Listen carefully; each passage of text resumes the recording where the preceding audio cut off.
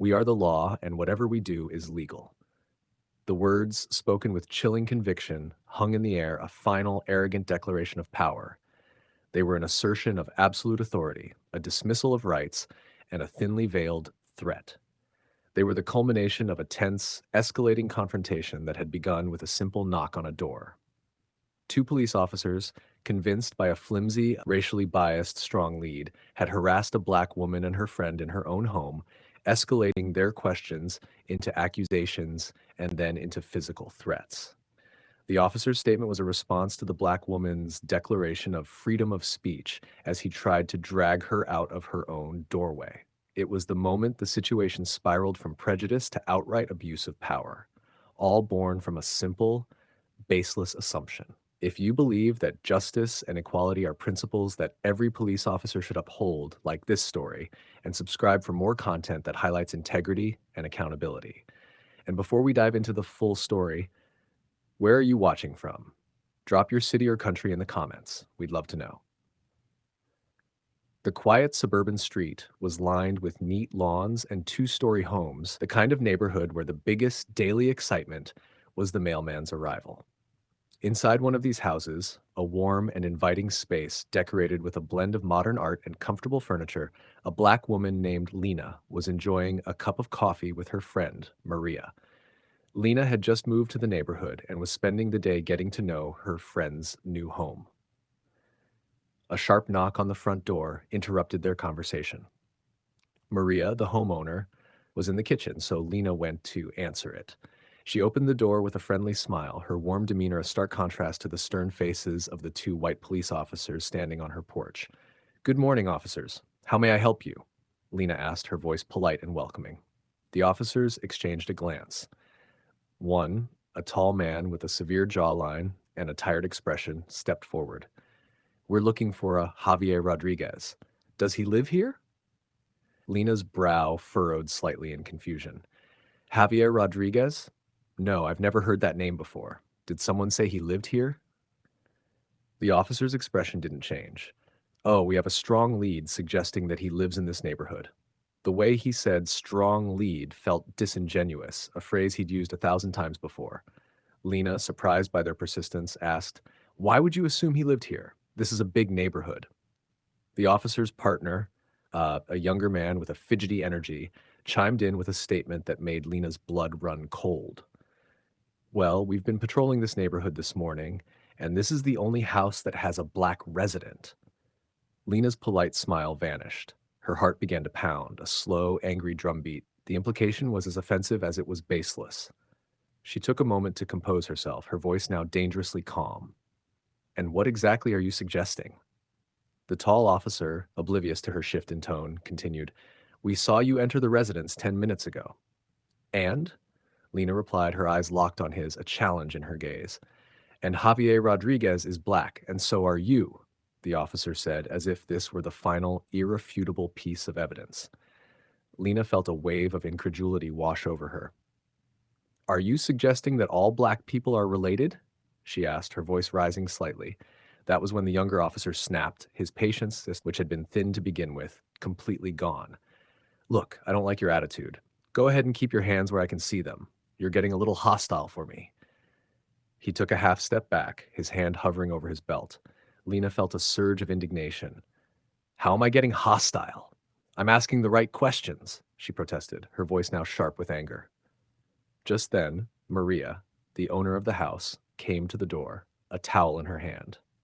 She was a woman of equal parts grace and fire, and when she saw her friend being harassed by the police, her composure instantly gave way to concern. "Lena, who's at the door?" she asked, then saw the uniforms. Her tone shifted instantly, becoming polite but cautious.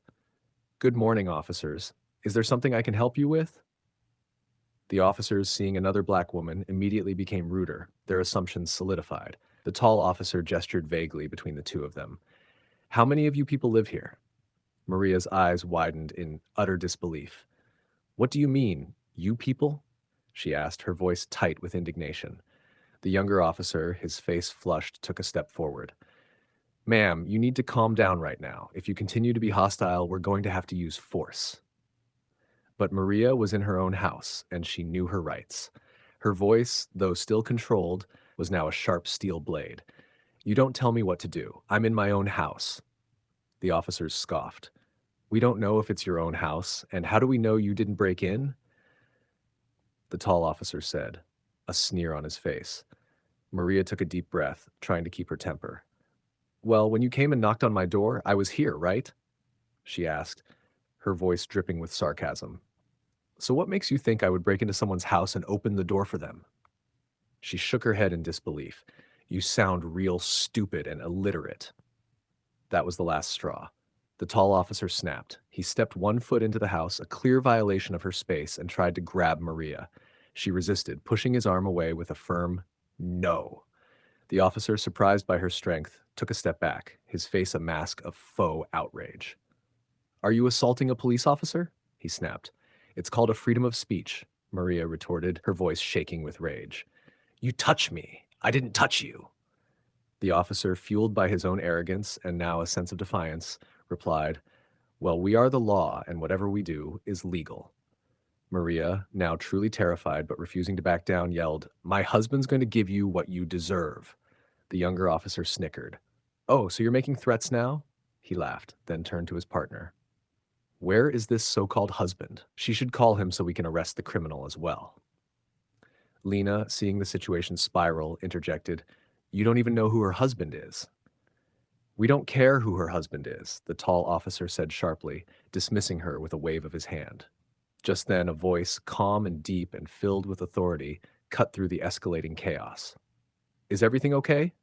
The two officers, already on a high alert, turned to see a tall, imposing white man in his early 40s stepping into the hallway. Maria, her eyes welling with tears of frustration and relief, pointed at the officers. "You should be asking these officers." The husband, seeing the tears in his wife's eyes and the terror on Lena's face, felt a cold fury begin to rise within him. The officers, upon seeing him, their eyes widened in visible shock. They started to step back from the door, their earlier bravado instantly gone, their faces turning to ashen white. "What seems to be the problem here?" the husband asked, his voice a low, dangerous growl. Panic-stricken, one of the officers stammered, "Chief, we had no idea this was your house." The husband's expression remained cold and unyielding. "Well, that's not what I asked you. I asked you what the problem was." He gestured to Maria, who was now openly crying. "I see tears in my wife's eyes, and her friend here looks terrified." He pointed to Lena. "So I'm going to need some answers." The officers were petrified. They stammered, trying to form a coherent thought. We were just looking for." "Stand at attention when you're talking to me," the chief snapped, his voice a whip. "Now tell me what happened." One of them, the younger officer, began to speak in a rush. We were just looking for a suspect, Javier Rodriguez." "So why are you at my house?" the chief asked, his eyes narrowing. They scrambled for a lie, their words tumbling over each other.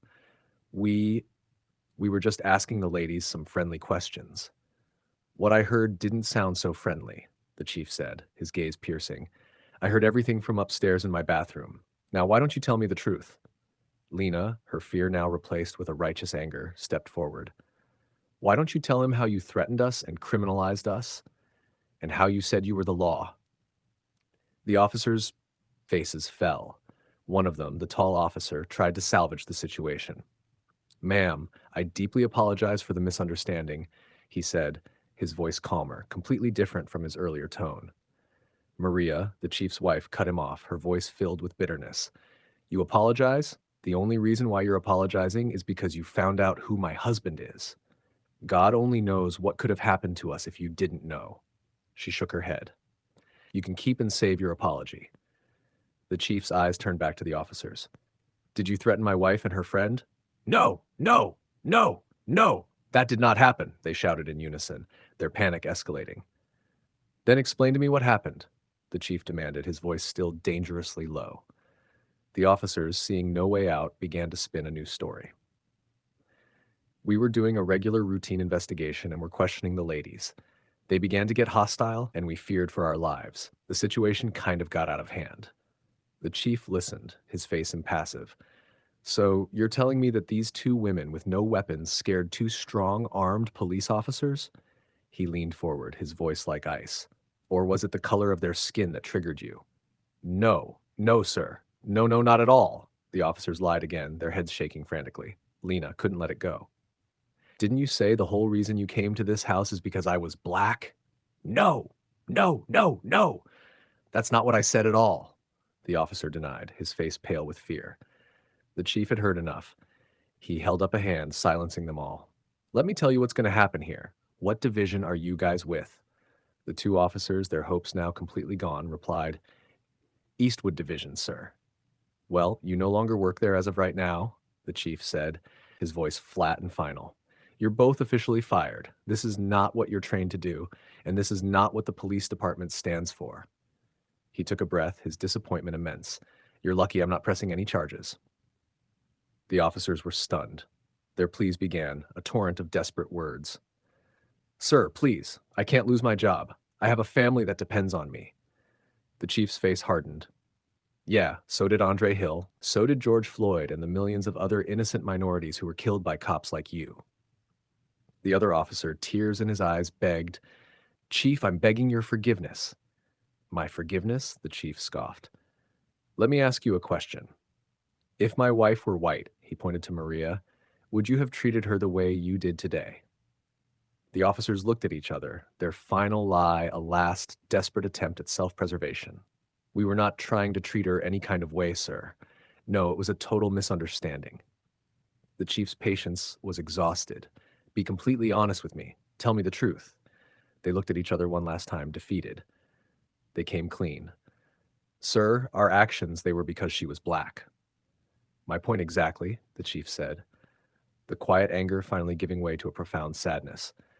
The only reason you guys are sorry is because of who I am. If you didn't know, this situation would have gone horribly wrong today. He waved a hand toward the street. Now go back to your division and turn in your badges and guns. Someone will have your paperwork ready. He then turned to Maria, his face softening with love and concern. Let's go inside, honey. If you believe in holding power accountable and fighting against injustice, like this story, and subscribe for more content that stands up for what's right.